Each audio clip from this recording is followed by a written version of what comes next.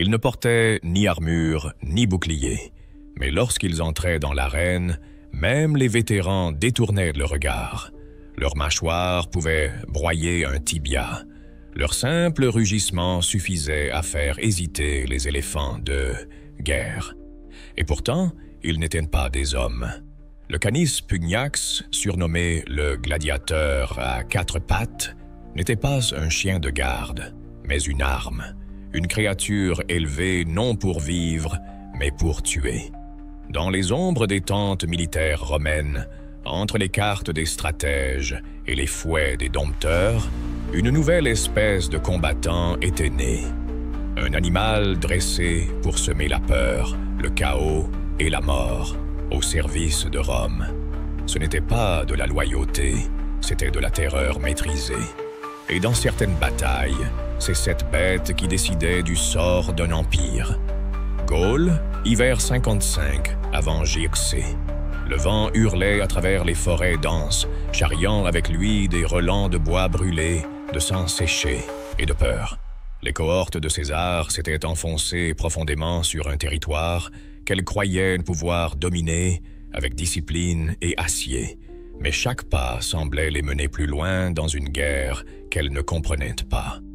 Les légionnaires, formés à la précision des manœuvres, à l'ordre des camps, à la logique du front, faisaient face à un ennemi qui refusait toute forme de logique. Les Gaulois apparaissaient au crépuscule, pieds nus dans la neige, le visage peint d'ocre et de cendre, hurlant comme des spectres. Ils frappaient les postes isolés, tuaient les sentinelles dans leur sommeil, incendiaient les convois d'approvisionnement, puis se volatilisaient comme s'ils avaient été avalés par la forêt. Le moral des troupes romaines, pourtant vétéranes, se décomposait. Une nuit, près de la rivière Axona, 50 hommes furent retrouvés égorgés, leurs casques remplis de mousse, leurs yeux ouverts comme figés dans l'incompréhension. Il ne s'agissait plus de guerre. C'était une traque. César, toujours à l'écoute des murmures venus de l'Est, avait entendu parler d'un type de bête utilisé autrefois par les armées étrusques, puis abandonné par superstition. Des chiens si massifs que certains les prenaient pour des loups. Des créatures qu'on disait capables d'arracher un homme de son cheval ou de forcer la fermeture d'une porte à eux seuls. Mais ce n'était que des légendes. Jusqu'à ce qu'un vétéran originaire de Capoue, devenu mercenaire dans l'armée de Lucullus, lui parle d'un élevage secret dans les montagnes du Samnium. Ces bêtes, croisées avec des chiens de guerre orientaux, avaient été dressées dans des arènes, nourries à la viande crue, battues à coups de chaîne pour ne jamais reculer devant la douleur. César fit envoyer 2 tribuns, avec ordre de revenir avec un spécimen vivant, ou pas du tout. 3 semaines plus tard, un chariot fermé, protégé par des barreaux d'acier, arriva au camp. Ce qui en sortit ne ressemblait à rien de connu. Une masse musclée, haute comme la hanche d'un homme, la gueule bardée de cicatrices, les crocs luisants comme des dagues sous la lune. Un Canis pugnax. Le chien resta immobile, mais son regard figea tout le camp. Il n'aboyait pas, il observait, comme s'il évaluait les faiblesses. Lors de son premier exercice, on lui lâcha un prisonnier germain dans une clairière. Le combat ne dura pas 10 secondes. Le molosse s'élança sans bruit, visa la gorge et ne lâcha plus. Ce soir-là, César écrivit dans son carnet de campagne: « L'ordre est la force de Rome. Le chaos est celle des Gaulois. Voici notre réponse. » Très vite, des meutes furent formées. Chaque centurie se vit attribuer un gladiateur à 4 pattes. Et de jeunes soldats furent entraînés à combattre en duo avec ces chiens comme s'ils étaient des frères d'armes. Les Gaulois, qui croyaient avoir affaire à des humains, découvrirent alors une menace qui ne se laissait pas impressionner par les hurlements rituels ni par les charges démentielles. Dans la plaine de l'Aude, au début du printemps, une bataille improvisée éclata entre un contingent de Romains et une bande de cavaliers nerviens. L'un des chiens, Brutus, fut libéré. Il fonça sous les sabots, évita les lances et fit tomber 3 cavaliers avant de se faire transpercer. Même mourant, il continua de mordre. Le lendemain, les Gaulois désertèrent la zone sans même attendre la riposte romaine. C'était la première fois que César tenait un levier psychologique plus efficace qu'un siège ou qu'une trahison. L'incarnation du désordre contrôlé. Les Canes pugnaces n'étaient pas des bêtes. Ils étaient des stratégies, des armes dont la seule présence suffisait à changer le comportement de l'ennemi. Mieux encore, leur réputation allait plus vite que les légions. Les tribus parlaient dans les villages de ces loups de fer qui tuaient sans bruit, de ces ombres à quatre pattes que même les druides ne pouvaient repousser. Rome, qui avait toujours imposé sa loi par l'ordre, découvrait la puissance de l'imprévisible. Et dans l'esprit d'un stratège comme César, rien n'était plus précieux qu'un instrument capable de frapper là où la logique échouait.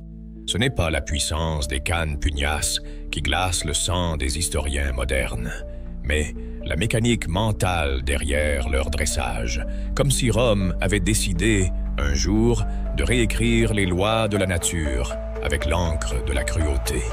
Dans les cendres de Pompéi, là où les fresques figent encore des rires interrompus, des tablettes ont été retrouvées, codées, annotées, marquées du sceau des spéculators, ces services d'espionnage militaire que l'on croyait limités aux hommes. Mais ici, il était question de bêtes. Les manuels décrivent des hommes sans rang, sans identité, appelés éducateurs de l'ombre, déplacés de camp en camp, jamais notés sur les registres de soldes, logés à la lisière des zones de commandement, avec interdiction formelle d'avoir contact avec d'autres légionnaires. Leur mission, briser l'instinct du chien, puis le reconstruire autour d'un seul programme mental, détruire. Leur méthode n'était pas seulement brutale, elle était scientifique. Chaque chiot sélectionné devait subir 3 épreuves avant d'être nommé pugnax. La privation affective, aucun contact autre que celui du dresseur, la stimulation violente, exposition quotidienne à des cris, des odeurs de cadavres, des simulacres d'embuscade, et enfin l'intégration de la douleur comme récompense. Ils ne recevaient pas de caresses. Ils recevaient des chaînes chaudes posées sur le dos, suivies d'un morceau de viande. Chaque association mentale était inversée. Le calme devenait suspect, l'odeur humaine une alerte, le silence un déclencheur. À force de répétition, ces bêtes entraient dans un état de veille permanent, comme si leur cerveau était verrouillé sur une fréquence que l'homme ne pouvait plus atteindre. À cela s'ajoutait l'équipement, des armures de cuir doublées de fer, fixées à même la peau, parfois même greffées sur des cicatrices volontaires pour que le métal fusionne avec la chair. Certains colliers avaient des pointes dirigées vers l'intérieur. Si l'animal reculait ou baissait la tête, il se blessait. Ainsi, même blessés, ils avançaient. Leur rage était leur seul moteur. On retrouve dans une lettre d'un centurion stationné en Germanie ce passage glaçant. « Mes hommes refusent de franchir la rivière, pas à cause des barbares, à cause des chiens. Ils n'osent plus dormir sans les enchaîner à 2 arbres.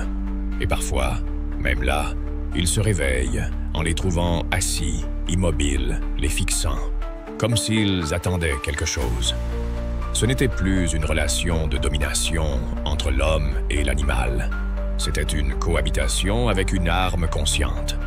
L'un des rapports retrouvés dans les archives de Ravenne évoque un incident particulier. Un jeune légionnaire aurait caressé son chien après la victoire.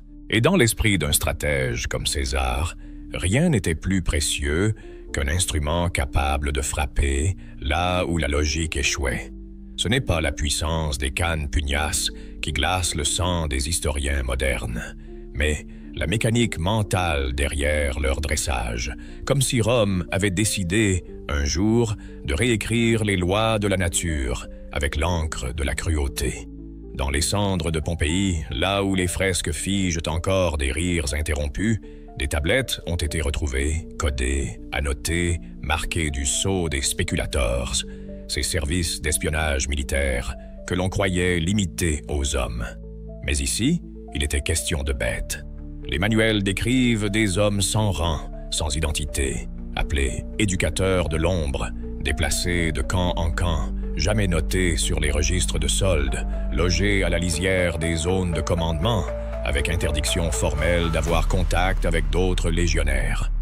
Leur mission: briser l'instinct du chien, puis le reconstruire autour d'un seul programme mental: détruire. Leur méthode n'était pas seulement brutale, elle était scientifique. Chaque chiot sélectionné devait subir 3 épreuves avant d'être nommé pugnax. La privation affective, aucun contact autre que celui du dresseur, la stimulation violente, exposition quotidienne à des cris, des odeurs de cadavres, des simulacres d'embuscade, et enfin l'intégration de la douleur comme récompense. Il ne recevait pas de caresses. Il recevait des chaînes chaudes posées sur le dos, suivies d'un morceau de viande. Chaque association mentale était inversée. Le calme devenait suspect. L'odeur humaine, une alerte. Le silence, un déclencheur. À force de répétition, ces bêtes entraient dans un état de veille permanent, comme si leur cerveau était verrouillé sur une fréquence que l'homme ne pouvait plus atteindre. À cela s'ajoutait l'équipement, des armures de cuir doublées de fer, fixées à même la peau, parfois même greffées sur des cicatrices volontaires pour que le métal fusionne avec la chair. Certains colliers avaient des pointes dirigées vers l'intérieur. Si l'animal reculait ou baissait la tête, il se blessait. Ainsi, même blessés, ils avançaient. Leur rage était leur seul moteur. On retrouve dans une lettre d'un centurion stationné en Germanie ce passage glaçant. « Mes hommes refusent de franchir la rivière, pas à cause des barbares, à cause des chiens. Ils n'osent plus dormir sans les enchaîner à 2 arbres. Et parfois, même là, ils se réveillent en les trouvant assis, immobiles, les fixant, comme s'ils attendaient quelque chose. » Ce n'était plus une relation de domination entre l'homme et l'animal. C'était une cohabitation avec une arme consciente. L'un des rapports retrouvés dans les archives de Ravenne évoque un incident particulier. Un jeune légionnaire aurait caressé son chien après la victoire. Le chien ne comprit pas ce geste. Il ne l'avait jamais appris. Il mordit, arracha 2 doigts, puis s'assit, attendant l'ordre suivant. Cette anecdote, longtemps considérée comme apocryphe, fut confirmée par la présence d'un ossuaire canin retrouvé dans une caserne, contenant plus de 40 colliers, tous identiques. Des inscriptions en latin gravées à l'intérieur indiquaient « Vide, feri, noli dubitar ». Vois, frappe, ne doute pas. Le doute, justement, était l'ennemi du programme. Ces chiens n'étaient pas dressés pour protéger. Ils n'étaient même pas là pour survivre. Ils étaient là pour envoyer un message. En Germanie, les tactiques romaines commencèrent à intégrer des assauts initiés uniquement par les cannes pugnaces. On relâchait 5 ou 6 bêtes en avant, la nuit, sans escorte. Le lendemain, le silence régnait sur les campements ennemis. Quand les légions arrivaient, elles ne combattaient pas, elles enterraient. Ce n'était plus une guerre d'affrontement. C'était une mise en scène, une terreur ritualisée. L'ennemi n'avait pas été vaincu. Il avait été humilié, psychologiquement décomposé, jusqu'à perdre tout repère de ce qu'était un champ de bataille. Même les officiers adverses, capturés vivants, refusaient de parler des chiens. L'un d'eux, un chef chérusque nommé Ségomaros, déclara avant son exécution « Je peux mourir par la main d'un homme, mais ceux-là, ce ne sont pas des bêtes. Ce sont les démons de Rome. » L'impact fut tel que certaines tribus refusèrent désormais l'affrontement direct, préférant se rendre ou fuir plutôt que d'affronter les molosses. Rome ne voulait pas seulement gagner, elle voulait laisser une trace, une morsure profonde, invisible mais éternelle. Et rien n'est plus éternel que la peur. Il y a des vérités que les empires préfèrent laisser pourrir sous la poussière des siècles. Des fragments d'histoire si dérangeants qu'ils ne figurent dans aucun livre officiel, que même les inscriptions gravées dans le marbre les passent sous silence.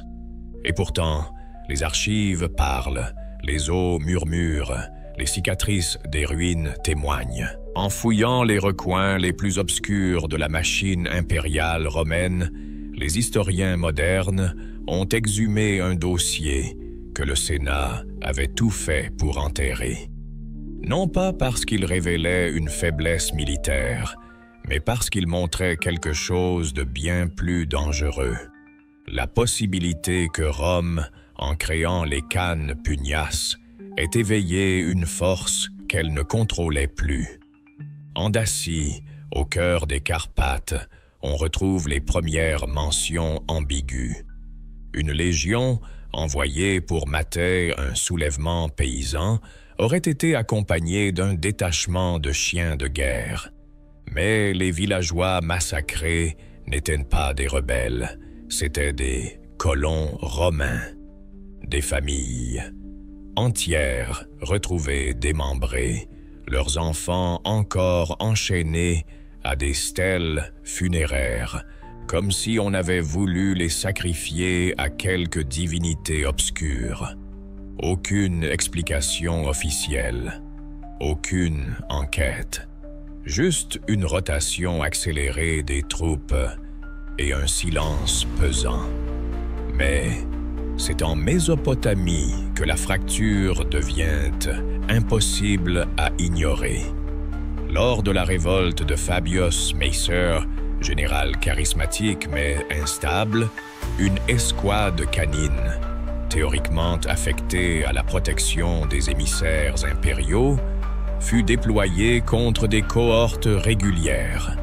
Les chiens, conditionnés à obéir à des signaux codés, se retournèrent contre leur propre couleur. En moins de 10 minutes. De 10 minutes, les lignes furent rompues, les hommes dispersés, et Macer s'échappa. Les rares survivants parlèrent de « bêtes frénétiques » qui ne distinguaient plus ni amis ni ennemis. Rome avait rompu son propre pacte, l'ordre était devenu arbitraire, et l'arme s'était fait juge. Ce précédent n'était pas isolé. Un siècle plus tard, dans une garnison de Numidie, un fait encore plus troublant se produisit. Le commandant de la place forte, un vétéran décoré du nom de Vitellius Rugo, fut assassiné dans des circonstances floues. Selon les rares documents échappés à la censure, ses chiens, une meute entière élevée avec lui depuis plus de 10 ans, échappèrent à tout contrôle. Ils refusèrent la nourriture, attaquèrent le centurion remplaçant, puis s'enfoncèrent dans les souterrains. 2 jours plus tard, la moitié des recrues de la garnison furent retrouvées mortes, déchiquetées, certaines à l'intérieur même de leur quartier verrouillé. Une colonne envoyée en renfort ne retrouva que des traces de griffes sur les murs et des cadavres en position fétale. Aucun chien ne fut retrouvé. Le rapport, signé par le gouverneur de Maurétanie, fut classé « res occultae », chose obscure. Il réapparaîtra, presque par accident, dans une collection privée italienne au XIXe siècle, annotée de la main d'un archiviste « La meute a jugé. Rome est jugée ». Cette phrase, qui pourrait passer pour une légende urbaine, a pourtant inspiré un courant marginal d'historiens militaires qui considèrent que les khanes pugnaces furent le premier exemple d'une arme vivante, capable de développer une logique propre. Pas une conscience, peut-être, mais une mémoire conditionnée, une reconnaissance de symboles, de sons, de comportements. On pense à ces chiens qui attaquaient spécifiquement les insignes sénatoriaux ou les boucliers porteurs de certains motifs. Était-ce un hasard? Ou bien un protocole enfoui dans les ordres, un code d'identification inversé? On ose imaginer les implications. Une armée de bêtes pouvant reconnaître un camp non par l'odeur, mais par l'allégeance politique. Si cela est vrai, alors Rome n'avait pas seulement créé un outil, elle avait codé une haine programmée, raffinée, entretenue, et cette haine, comme tout poison, s'est infiltrée dans ses propres veines. Car ce que l'Empire redoutait le plus, ce n'était pas la défaite, c'était le miroir. Ces chiens, autrefois symbole de puissance, devenaient l'ultime reflet de la Rome dévorée par ses contradictions. Ordre contre trahison, loyauté contre ambition, silence contre insoumission. Le Canis Pugnax n'était plus un soldat. Il devenait une sentence, une bête rendue folle non par sa nature, mais par la logique froide des hommes. Et quand ces créatures se sont retournées contre leur maître, elles ne trahissaient pas Rome. Elles lui rendaient simplement ce qu'elle leur avait donné. Il existe dans chaque civilisation un seuil invisible, une ligne ténue qu'on franchit sans bruit, sans éclat d'épée, sans cri de guerre. Celle où la politique cesse d'être une affaire d'idées et devient une affaire de présence. Le Canis Pugnax n'était pas un outil de combat, c'était une présence, une entité chargée de transmettre ce que les mots n'osaient plus dire, ce que les sénateurs ne pouvaient plus proclamer, ce que même les dieux parfois taisaient. Rome est là, et elle ne demande plus. En contemplant le rôle de ces créatures dans le théâtre impérial, il devient évident que leur fonction dépassait le champ de bataille. Ils étaient, en essence, la matérialisation d'un message politique radical. La victoire n'est pas d'abord une affaire de bouclier, mais de regard. Il suffisait que ces chiens soient vus, pas qu'ils mordent. Leur simple silhouette suffisait à briser l'élan d'un soulèvement, à faire vaciller une trêve, à transformer un héros en fuyard. Rome avait inventé un mythe vivant, un totem de domination. Elle ne parlait plus au corps, mais aux nerfs, aux peurs ancestrales. Car l'homme peut affronter l'homme. Il peut négocier avec la violence, il peut pactiser avec la mort. Mais face à une entité inhumaine, ni vraiment bête, ni tout à fait soldat, l'esprit s'effondre. C'est là que réside le génie sinistre de cette invention. Le Canis Pugnax n'avait pas besoin de comprendre sa mission. Il était la mission. Là où un soldat pouvait douter, un chien n'hésitait jamais. Là où l'armée ralentissait, la meute avançait. Il était l'avant-garde de la peur, le bélier psychologique d'un empire qui, à mesure qu'il vieillissait, comprenait que l'imaginaire des peuples valait plus que 1000 phalanges, que craindre ce qui vient avant la bataille est plus efficace que gagner la bataille elle-même. On raconte que dans certaines cités du Levant, les populations se rendaient hantées dès que les guetteurs apercevaient la poussière levée par des pattes massives, que des enfants naissaient avec des cris étouffés, que les vieillards fermaient les volets avant même d'avoir entendu le nom de l'ennemi. Rome avait appris à instrumentaliser l'invisible. Ce moment de silence avant l'attaque, cette sensation d'être déjà conquis sans avoir été touché. Le Canis Pugnax était cette sensation. Il n'avait pas de langage, mais il parlait. Pas de visage, mais il regardait. Et ce regard, injecté de rouge, gonflé de rage apprise, détruisait plus de murailles que toutes les balistes réunies. Dans cette logique perverse, la tactique devenait accessoire. Les chiens servaient, oui, à briser les rangs, à désorganiser les formations, à ouvrir une faille dans une ligne trop rigide. Mais ce rôle n'était qu'un masque. Leur vraie mission était d'écrire dans la mémoire de l'ennemi une histoire de peur. Une peur que rien ne pouvait effacer, pas même la défaite honorable. Le Canis Pugnax annulait l'honneur. Il transformait la guerre en cauchemar, la bataille en instinct de survie. Il abolissait la pensée stratégique pour imposer la panique primaire. Et ce que l'on redoute profondément ne disparaît jamais vraiment. Rome n'avait pas besoin de régner pour dominer. Il lui suffisait d'être crainte. Ce que les sénateurs débattaient au forum, ce que les légions mettaient des mois à planifier, ces bêtes l'incarnaient en un seul mouvement. Un bond, un grognement, une morsure. Chaque cicatrice qu'elle laissait n'était pas seulement dans la chair, elle était dans l'histoire. Elle disait « Voici ce que Rome envoie quand elle a cessé de parler. » Et les murs tombaient, pas sous le choc, mais sous la conviction que résister serait pire.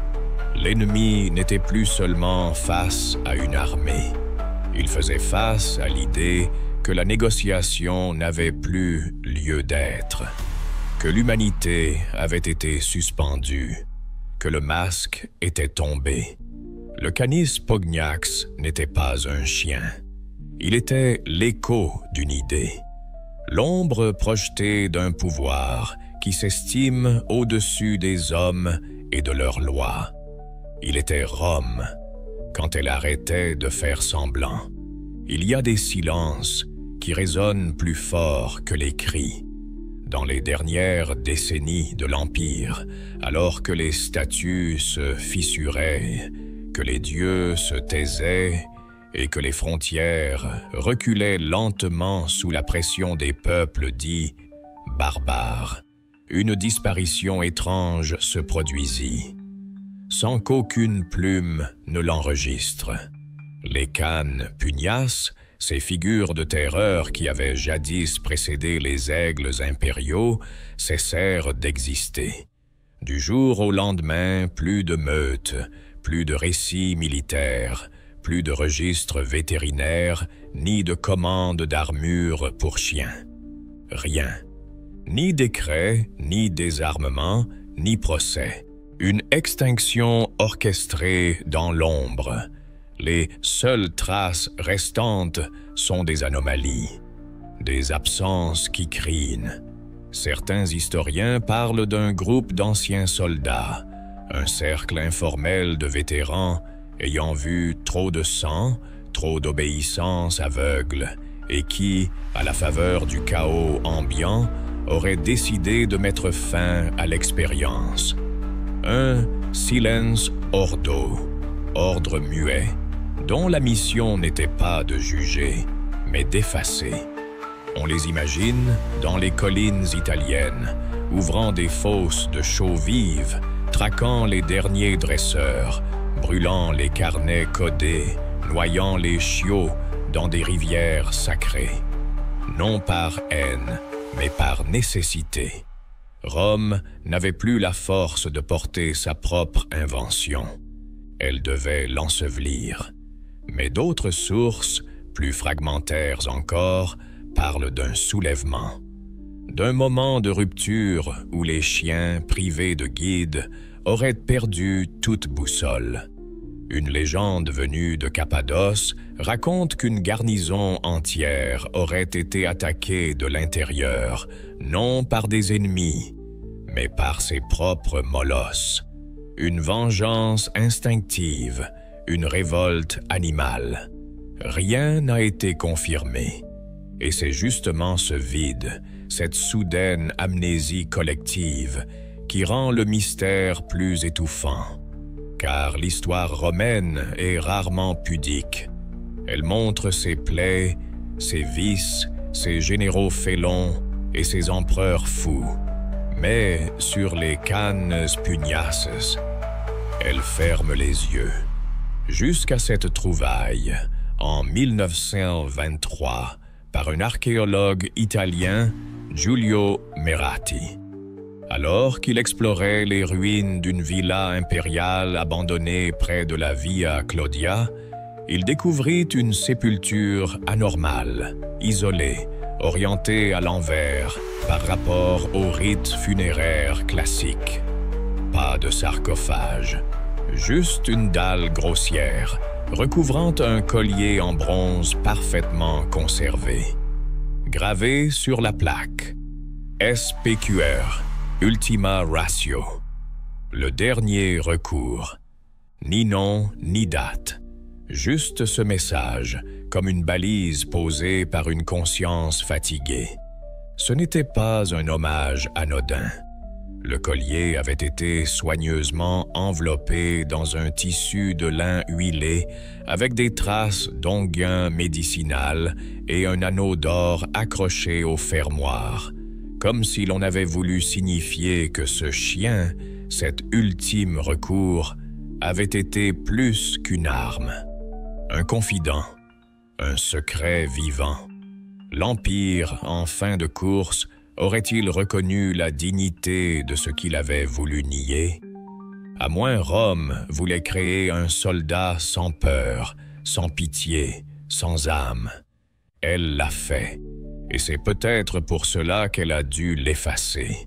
Le Canis Pugnax n'est pas seulement une curiosité de l'histoire militaire, c'est un miroir, celui d'un empire prêt à tout pour imposer sa volonté, même à libérer la bête qui sommeille dans chaque civilisation. Alors, quand une nation arme les instincts au nom de la paix, combien de temps lui reste-t-il avant de devenir elle-même la proie?